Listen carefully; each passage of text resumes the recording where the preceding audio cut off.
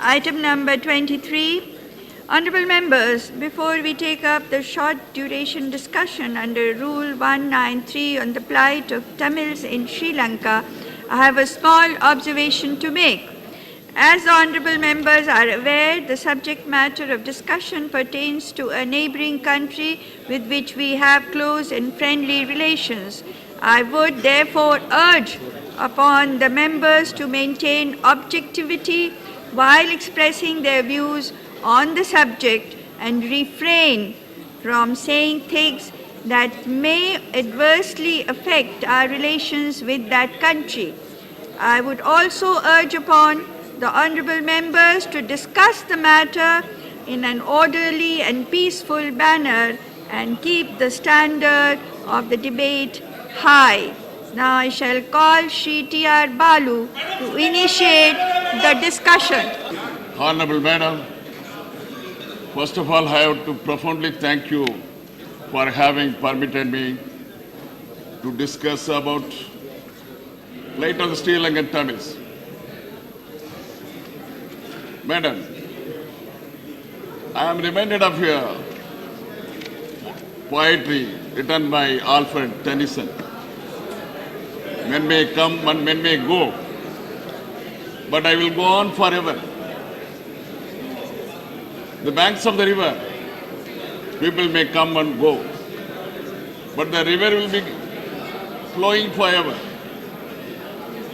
The protocol of External Affairs Ministry is there. The ministers of External Affairs will come and go, but the policy remains. That is about the policy pertaining to the Sri Lanka remains unaltered. Honorable Pranab Mukherjee was there. He has been elevated as President of India. Honorable S.M. Krishna was there. No change in external policy as far as Sri Lanka is concerned. Now my friend, very sweet and cute, smiling, Kushik has come. I think some result by the pragmatic approach of Honorable Madam who is sitting here. Madam, last year, on 1st November,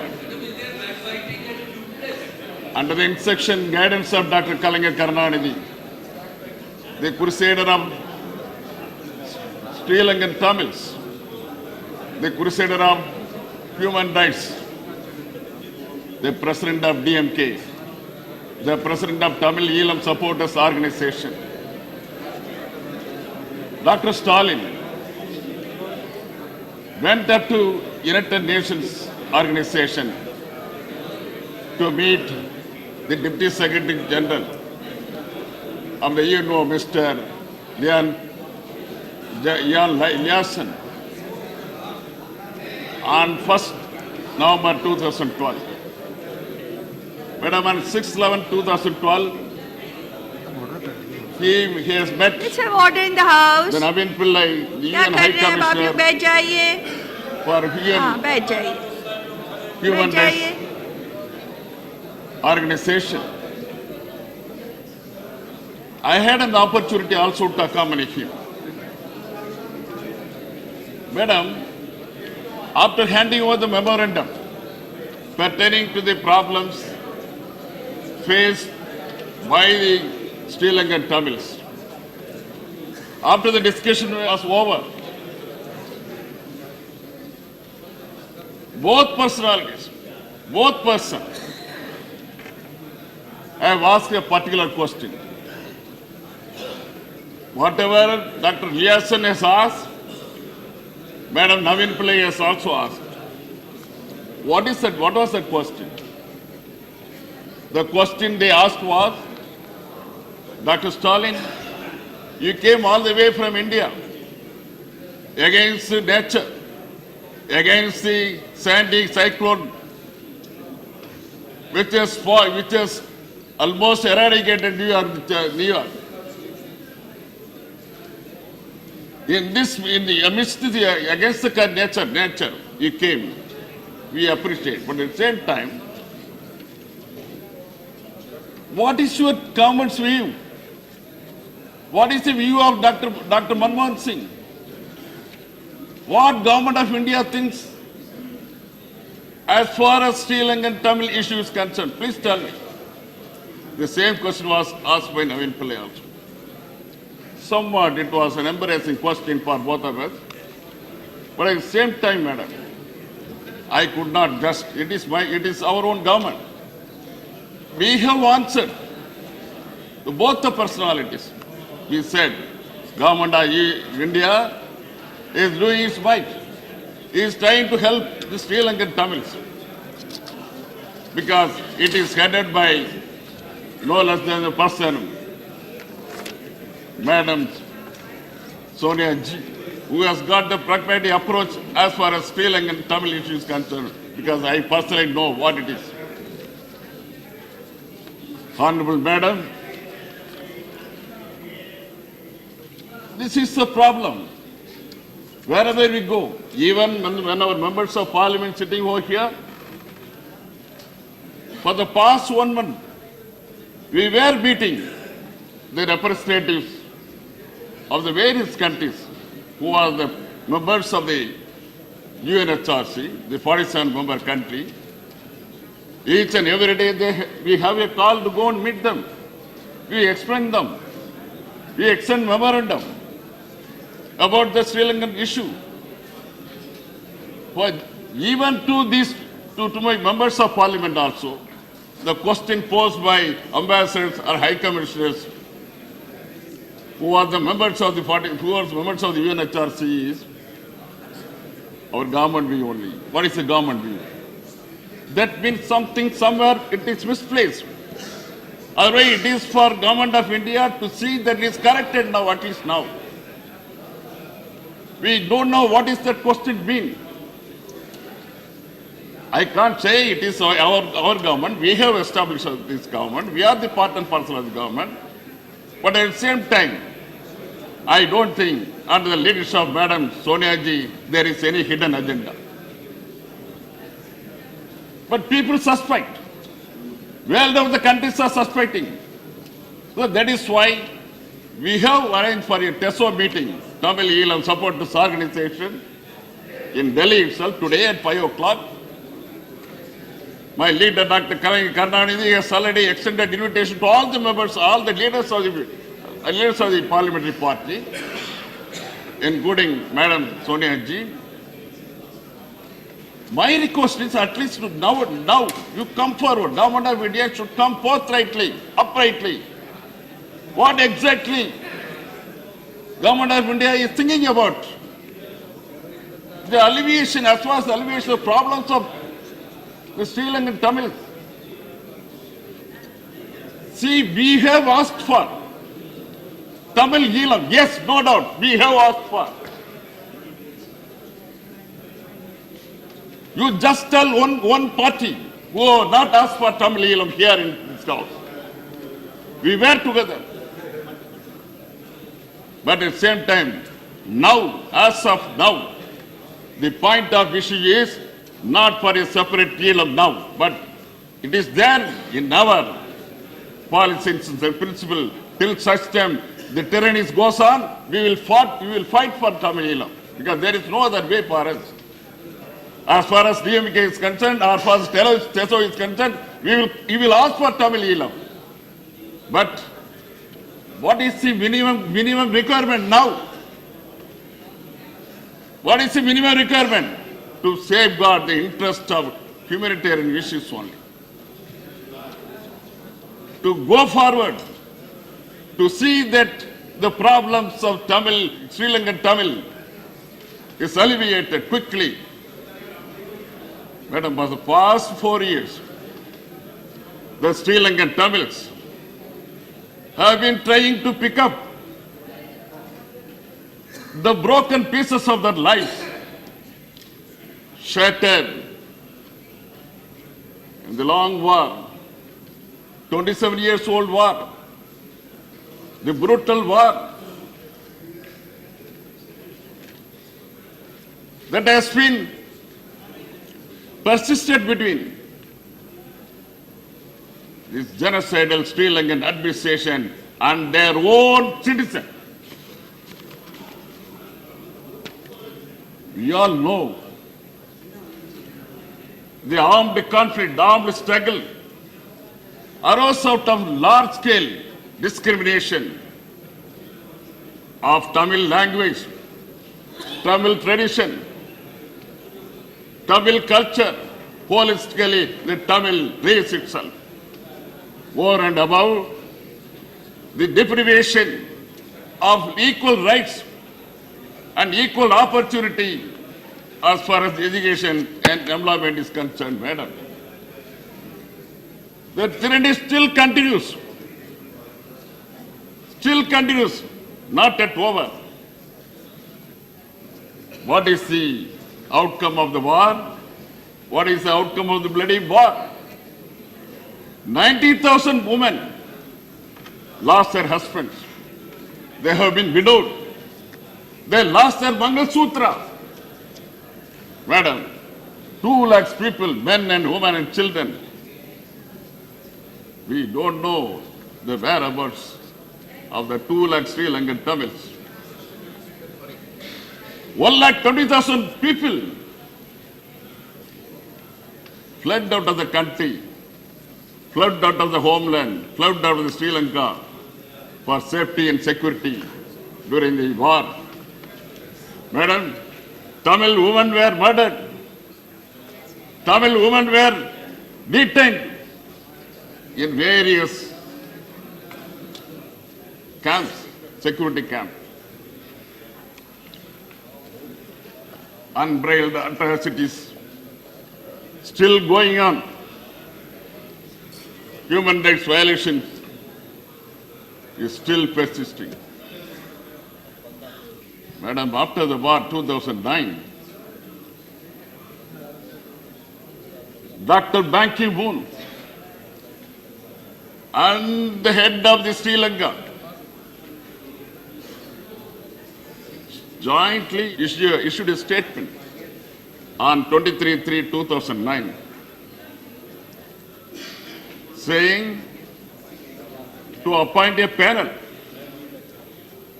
to advise Secretary General on implementation of commitment of human rights accountability. You know, the Darasman Committee has been appointed, Darasman of Indonesia, as the president of this particular committee, as the chairman of this particular committee. Yasin Sukha of South Africa, Stephen Ratner of ESA, they have submitted a report wherein 40,000 people have been killed. That was the first report.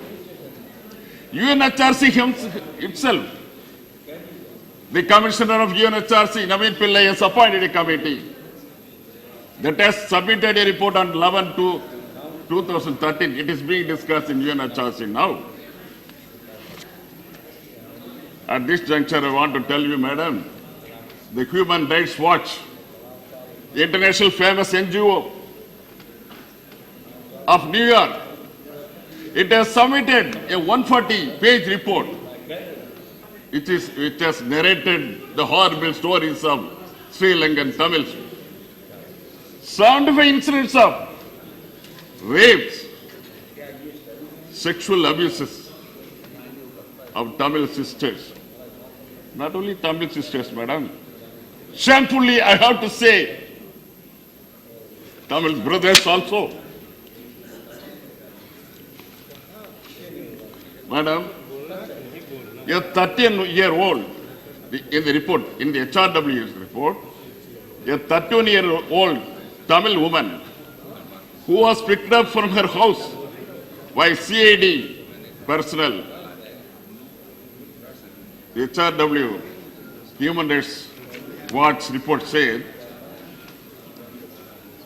a particular reading, the Sri Lankan Tamil woman said, I was taken to the 4th floor of CID office in Colombo. I was not given food or water. They abused me. You have to understand. I was burned with cigarette during questioning. The question asked was, Where was your husband? I said, my husband gone abroad.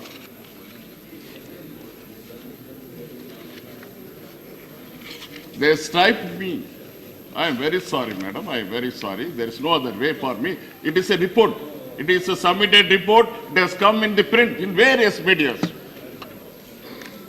I was raped one night. The second day, two men came to my room and they raped my clothes and both raped me the second day, unquote. Another episode, madam. 23-year-old male that youth got in August 2012. He said, I quote, I was tied in a chair and they questioned about my recent travel abroad. They striped me and started beating with the electric wire. Later that night, I was raped the first night by one man, came alone and anally raped me. The second and third night, two men came to my room. They anally raped me and also forced me to have oral sex. This is what the Human Rights Watch reported the issue, madam. Out of 75 cases of sexual abuse, I have only narrated 2, which were reported in Human Rights Watch.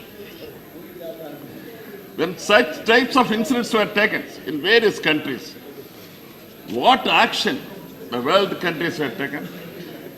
Bosnia, a breakaway group of Yugoslavia, southeast of Europe, witnessed similar type of rape and sexual abuse. The similar spate of rape and sexual abuse inflicted on the Bosnian woman. Thousands of Bosnian women have been sexually abused by the Serbian security forces.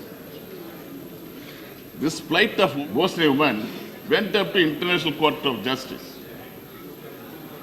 Who has argued? It was argued by Francis Boyle, who knows the international law. This particular gentleman has argued and got relief. This particular gentleman, on a comment over the HRW report, he says, I quote, this widespread and systematic rape by government of Sri Lanka, he says government of Sri Lanka, against Tamils violates Article 2B of 1948 Genocide Convention to which Sri Lanka is a party. What is Article 2B of International Convention on Genocide?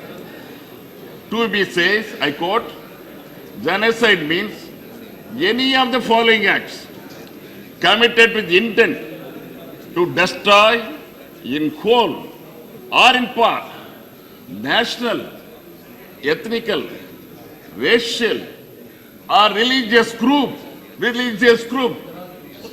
as such, causing serious bodily or mental harm to members of this group, unquote.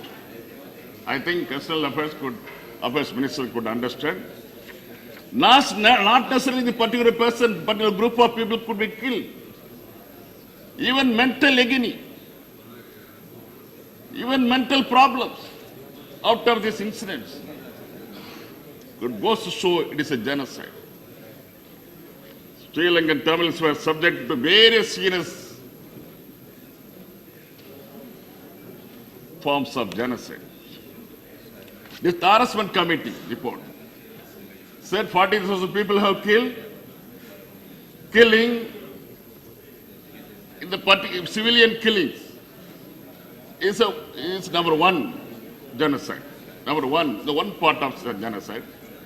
The next one is systematic rape and sexual abuse. As stated in HRW is the second part of genocide. Now I will give you the evidence on the third form of genocide, which is being committed even today by the Sri Lankan government, madam. It is nothing but cultural genocide, wherein the language, the identity, the tradition and culture of Tamils are almost wiped out. The rest of the world should know 367 Hindu temples have been destroyed. I got a list, I could read, but time, for the paucity of time, I don't want to read.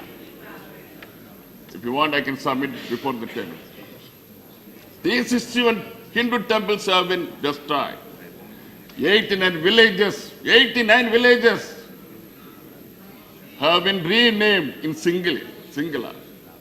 This part of story has already been written by my leader, Dr. Kalingar Karunanidhi, in the official organ of Muraswali, DMK organ, and he has also written to Government of India for remedial measures, madam. They have changed the historical names. This is the culture. This is nothing but cultural genocide. Hence, here I am reminded of the Hitler, the famous Hitler, who has destroyed thousands of books written by Alfred Einstein and Sigmund Freud. Thousands of books have been burnt to ash in Berlin Library. Other symbols of Jewish culture have been destroyed. Similarly, madam, Sri Lankans are destroying the symbols, the identities of our race, language, culture, tradition, everything. If Hitler's atrocities against Jews are called a genocide, is it not necessary to call the Sri Lankan atrocities as genocide against Sri Lankan Tamils?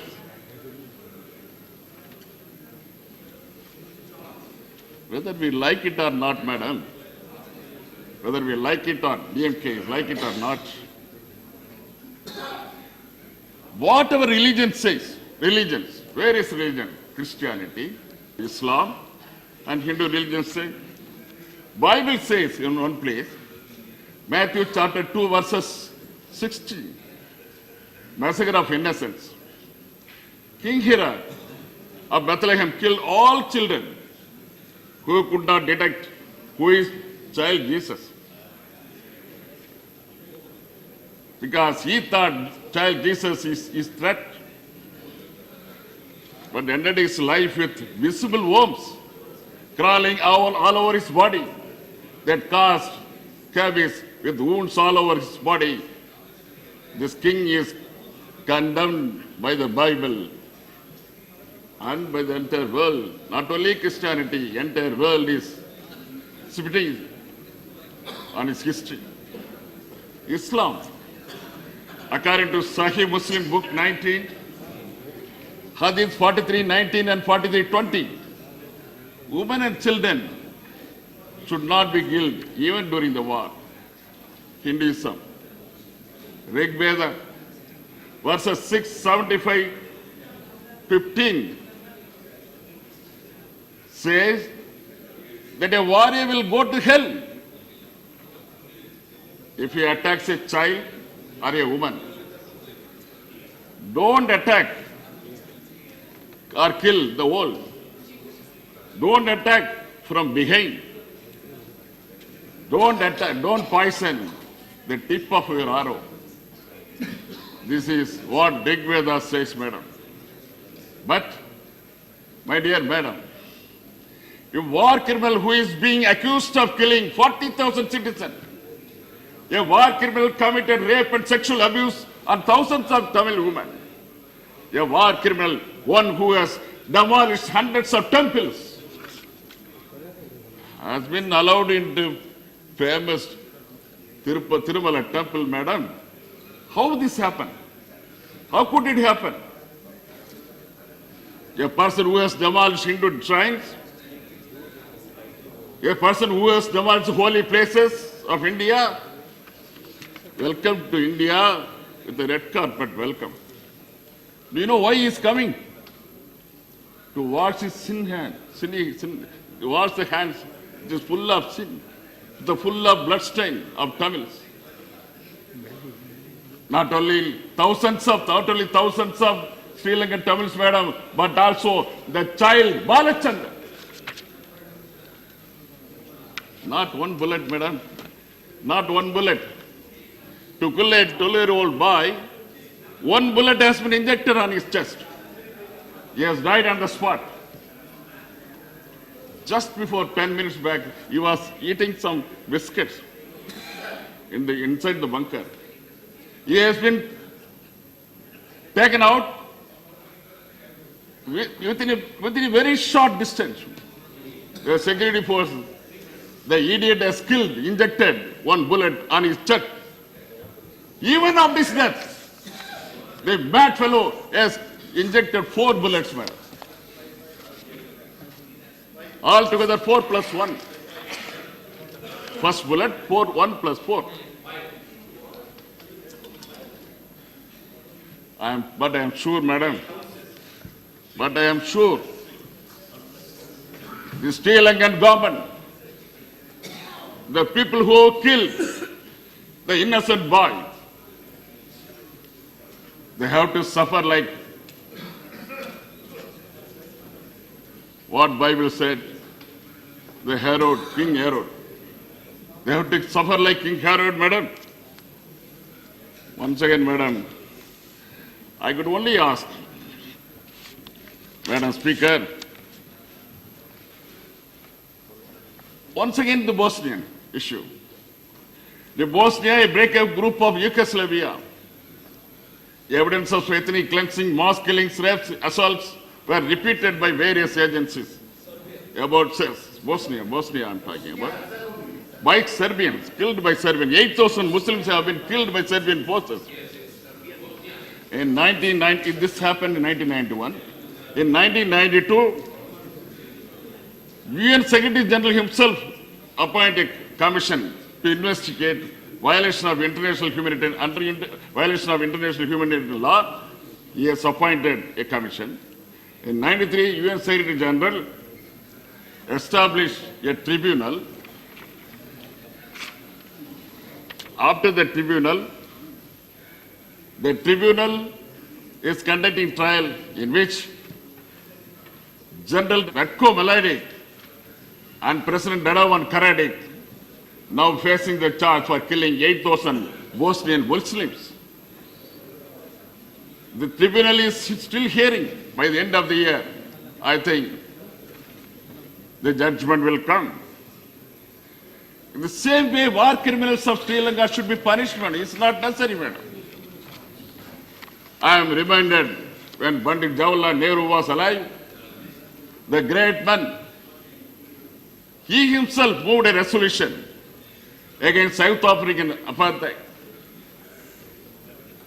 He was the root cause was dismissing South African out of the Commonwealth country, madam. If this issue is correct, what Nehru has done, taking into account of the humanitarian concerns is correct. Why not General Ratko Mladic of Bosnia?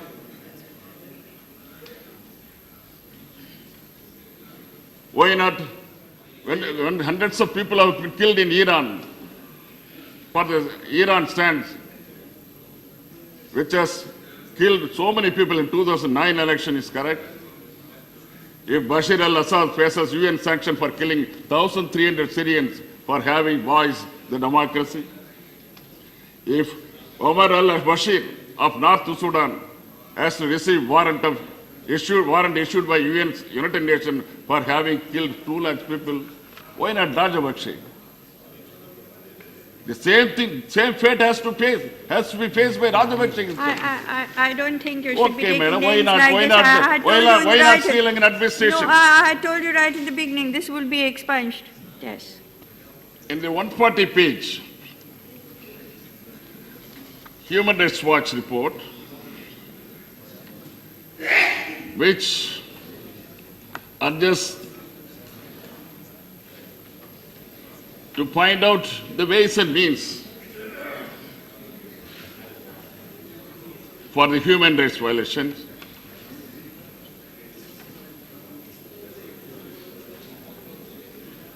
I could only say the people who are root cause for this issue, the administration who are root cause for this issue should be condemned, madam. We all know, Please conclude now. we all know the conflict Conclude. of this particular issue is nothing but deprivation against the equal rights. Deprivation of equal rights. Deprivation of equal rights and equal opportunities. We all know discrimination, because of the discrimination of the Sri Lankan Tamils, the confidence arose. And we have to find out the ways and means how to get rid of the issue, madam. Government of India should not keep lukewarm. Their approach should be positive. There should be a clear-cut decision to see that Government of India should go before the UNHRC to see that this particular issue started very quickly. What has happened, 13th Amendment? What has happened, the Indo-Silan Agreement? Indo-Silan Accord has been signed between the great leader Rajiv Gandhi and Jayavardhane. 25 years, madam. Silver Jubilee celebration is going on for this accord. What has happened? Nothing has happened. Things are kept as it is. People are keeping lukewarm on this issue. Okay. They have said 13th amendment, after the 13th, after the accord, Indo-Silan accord, they said 13th amendment will hold good. But what is Brother Defense Secretary said some 1 month back? No, if at all anything is there, I have to recommend for not holding, not having 13th amendment, he said. And President of Sri Lanka himself, he said, no, we are not for 13th amendment. It will be, if at all anything, any decision has been taken, it will be homegrown only. You cannot expect just like Now noodles you just to please, can be. You could not expect just like noodles that can be created within 1 minute. He said, how many years? For the past 4 years he is saying that. Nothing is happening. That is why my request, my demand before the Government of India is to see that there should be a resolution. There is an amendment to the resolution of the United States of resolution to see that proper accountability is fixed on Government of Sri Lanka to implement the process, LLRC process. Not only that, madam, the guilty should be punished. The guilty who are responsible for the human rights violation should be brought before International Court of Justice. That is more important as far as DMK is concerned. Thank you.